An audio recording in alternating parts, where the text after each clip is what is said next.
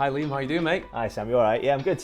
Good, Cheers. good. Thanks for coming in today. No problem. So Liam, do you want to just tell everyone exactly what you do for Papyrus? Yeah, so I am part of the fundraising team at Papyrus. I specialise in corporate fundraising, so I work with all our businesses and organisations, obviously similar to the Warrington Buyers Club. Fantastic. And help them fundraise, raise awareness for us, and just support them as they support us, really. Good.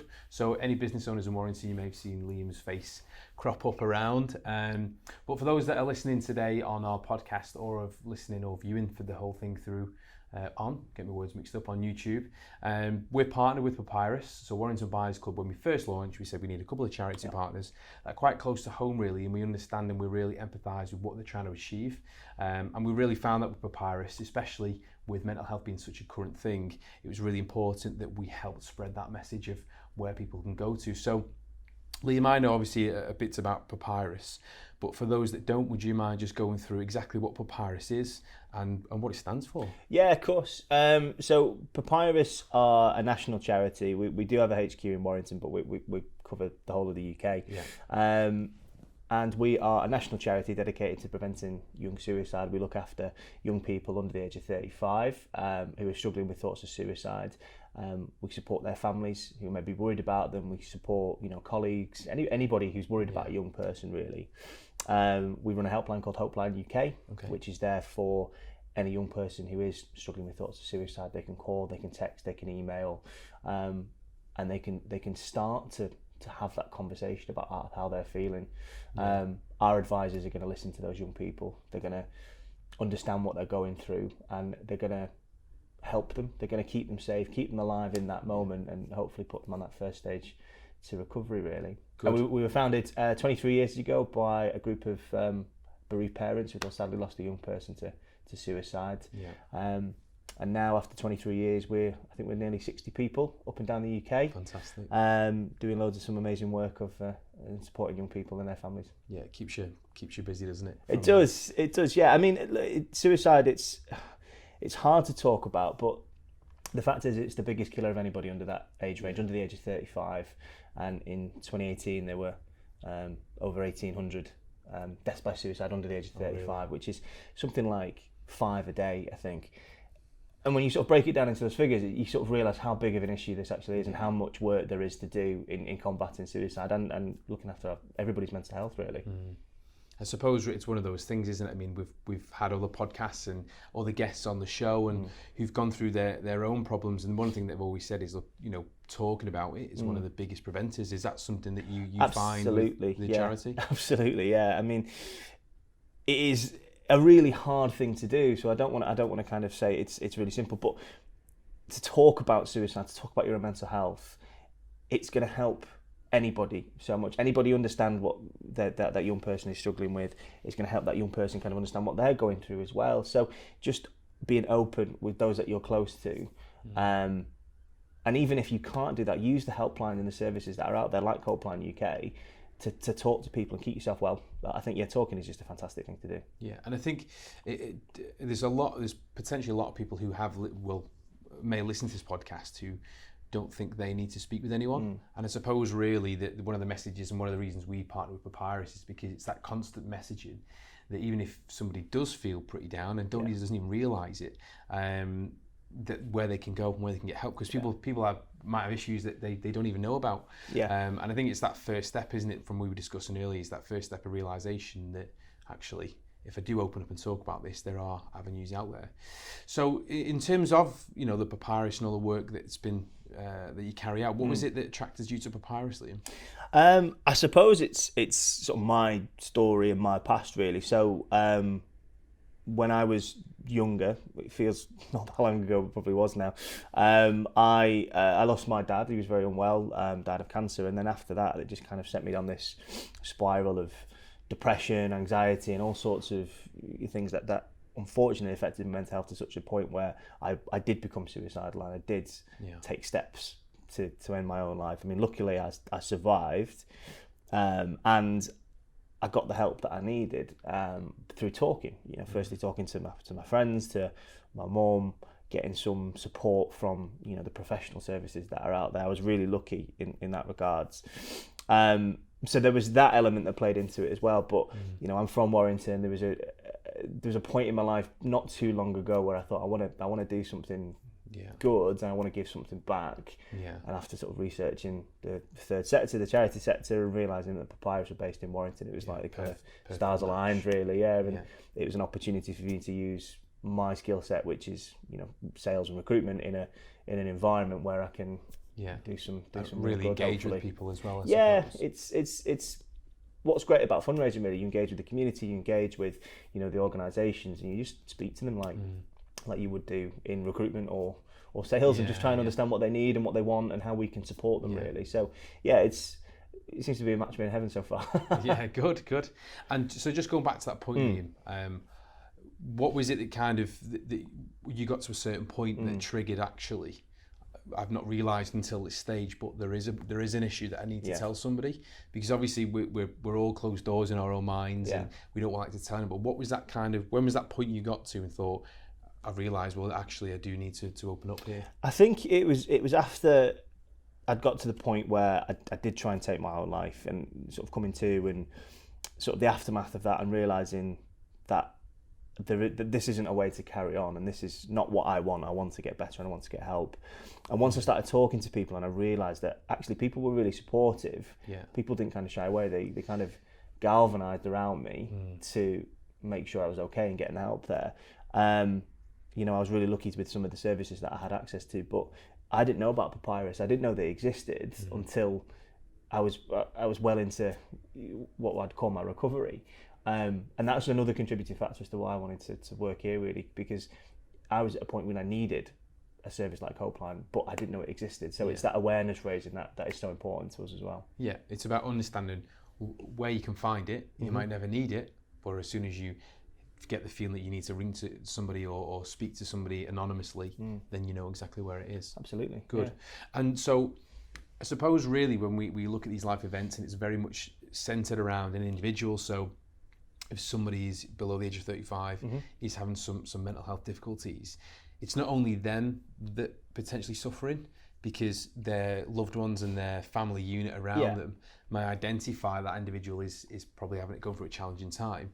I mean, what any advice that you'd give to someone who is feeling pretty low at the moment, or has got a lot of work pressure, or a lot of pressure through social media, as we know, Instagram lifestyles, people posting things online. What sort of advice can you give to them to go and talk to the family?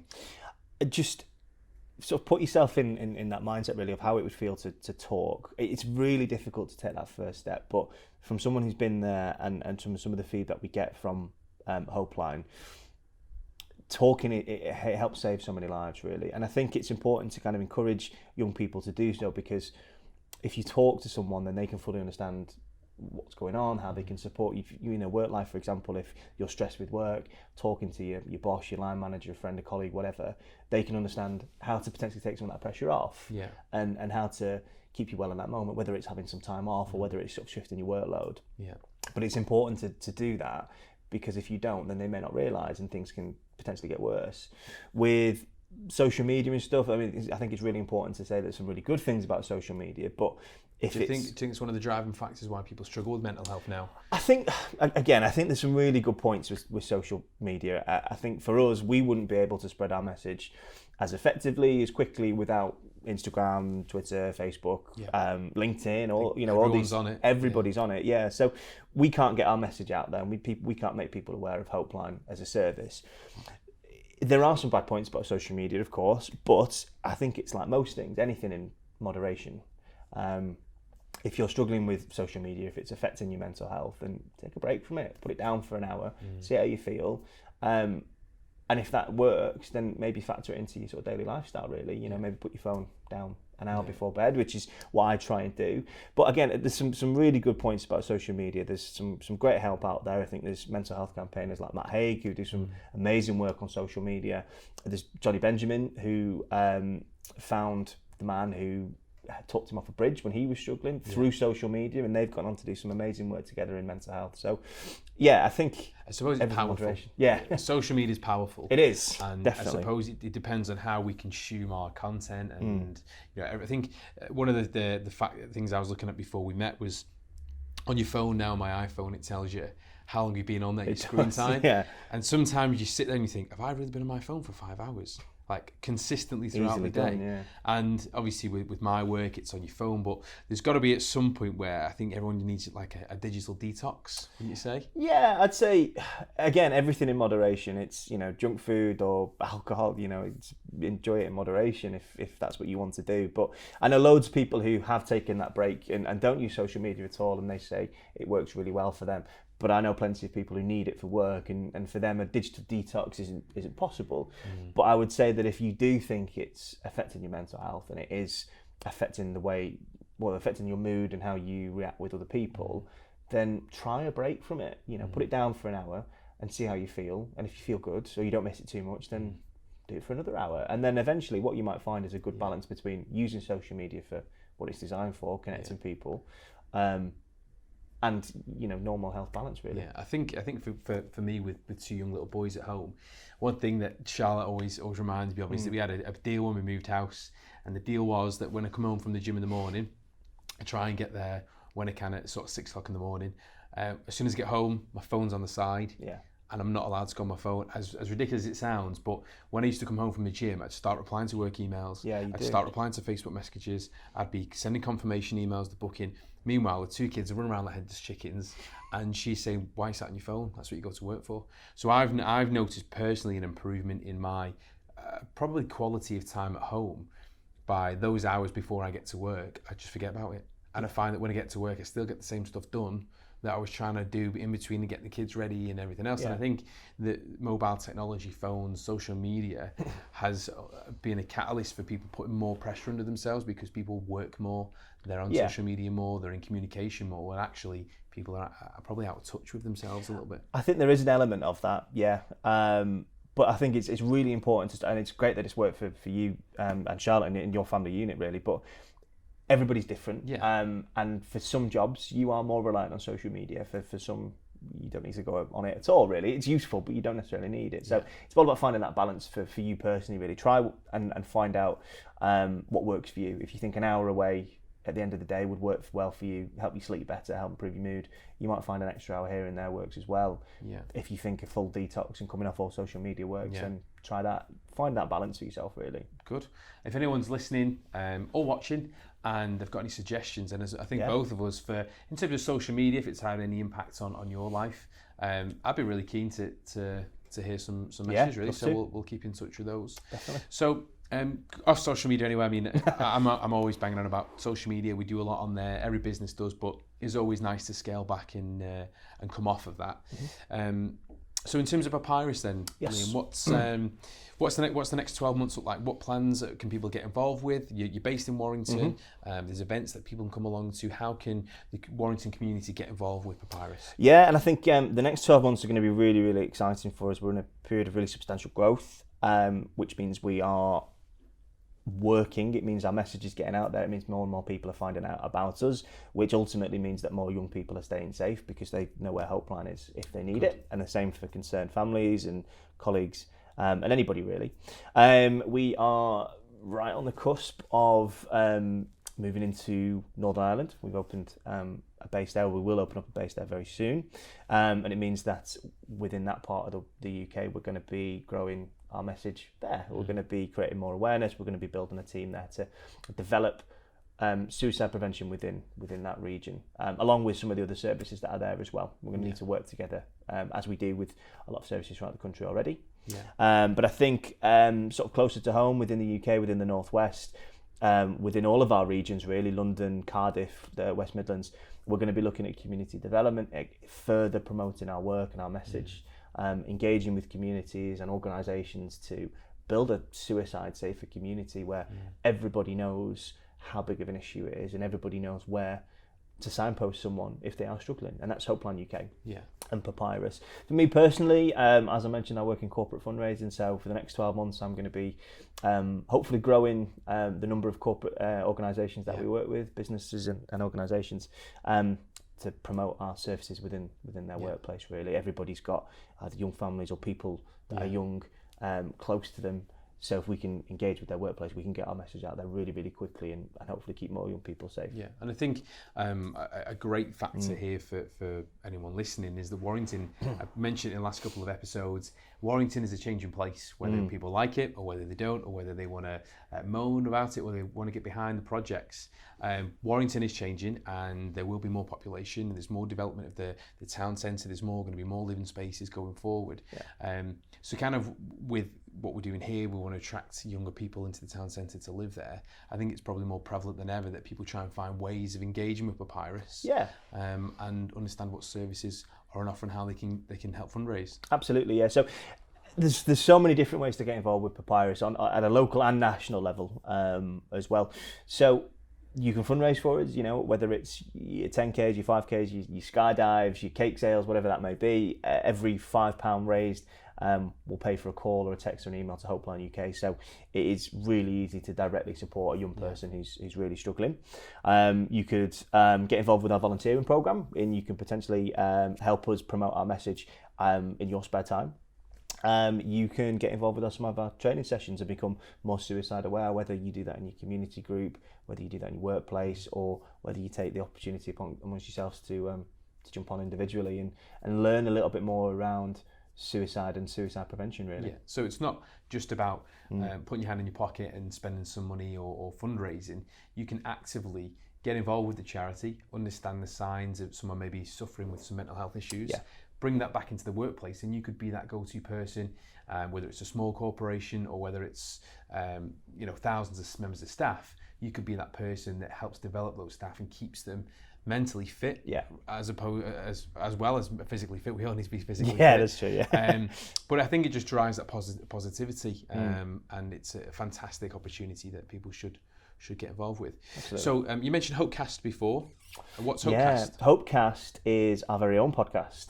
And it is a way for us to kind of connect with our community in a slightly different way. So the idea behind it is that we would bring suicide into the natural conversation to try and smash that stigma around suicide and get people talking. It's back down to that. So we've had a variety of different people come on. We've had people talk about their own story and how working within sort of their own world has kept them safe. We've had people talk about how they've learnt about Papyrus and now they feel more suicide aware and they want to promote that within the next stage of their life, really. So we try and bring it to topics that people feel really comfortable talking about, hobbies, family life, careers, and then we talk about, potentially their own personal experience or how they understand suicide and suicide prevention and make it feel really natural. Good. And what kind of, on those podcasts, they talk about the signs that, is there any telltale signs that you see all the time in similar sorts of cases that we can engage and go, well, actually, that might be something that they want to talk about? Maybe not go up to them and have a direct conversation, but just kind of say, how are you today? Well, it sounds frightening, but I would always encourage somebody, if you are genuinely worried about someone, to ask them directly. It is a really scary thing to do if you've never done it before.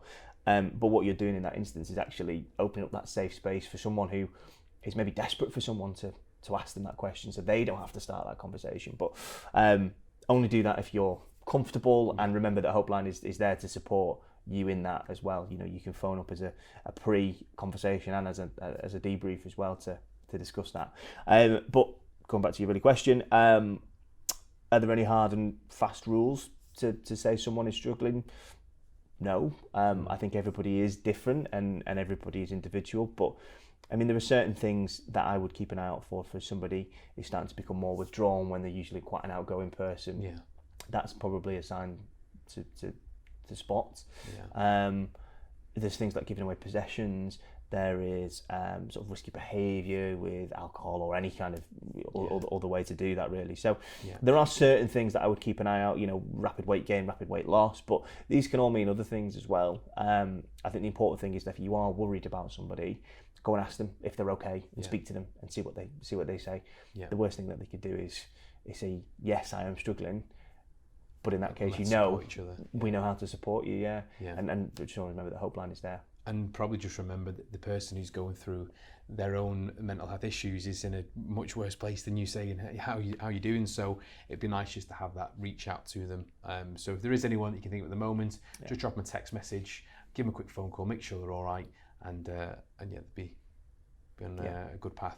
So, sorry to interrupt you there. So, No. just what we're asking all of our guests is, Warrington, as I said before, is a changing place. I'm born and bred here. Met my wife in Warrington. Kids are born and bred in Warrington. But what I want to know is, what do you love about Warrington? It's a good question, and I'm sort of racking my brains about it. But if I had to put it down to one thing, I'd say it's probably the community feel of the town. I think growing up, there was an element of losing our identity to the neighbouring cities, the Manchesters, the Liverpools, etc. But now, you know, a few years down the line, it's so amazing to see so many local businesses and so many individuals and schools and community groups support Papyrus and other great causes. It's so fantastic to see the town come together and just kind of boost itself up, really. You know, suicide is everybody's business. Yeah. There is something that everybody can do, whether it's knowing where to signpost someone to, whether it's, you know, getting trained, or whether it's, you know, looking after the nearest young person to them. Everybody can do something. So I think to know that my hometown and the town that I grew up in, and probably the town I'm going to stay in for many years, is capable of that and is already starting to do that is fantastic. Really. I think you might have been a bit like me. Growing up, I was like, when I'm old, they're going to move to London or Manchester, Chester, Liverpool, any of them places, I'll be there. I'm still here. I've moved away a few times. I've always come back. So. Yeah, we do. It's a great place to work and live, and there's so many great charities, just like Papyrus, that are surrounding it. So, listen, Liam, thanks for your time today and coming on to the podcast. I hope everyone's enjoyed finding a bit more about Liam and Papyrus. If they've got any questions, how do they contact you, or how do they reach out to the charity? Just whiz us through those. So they can give us a call on 01925 572 444 and ask just for the right team, whether it's fundraising or training, or you can drop us an email at admin at papyrus-uk.org. We'll edit that. And just reach out to us. You can reach out to us on social media as well, on Facebook, Twitter, LinkedIn and Instagram. Just say hello. Awesome. Well, listen, thanks again, everyone. And Liam, thanks for your time, mate. No problem. Cheers.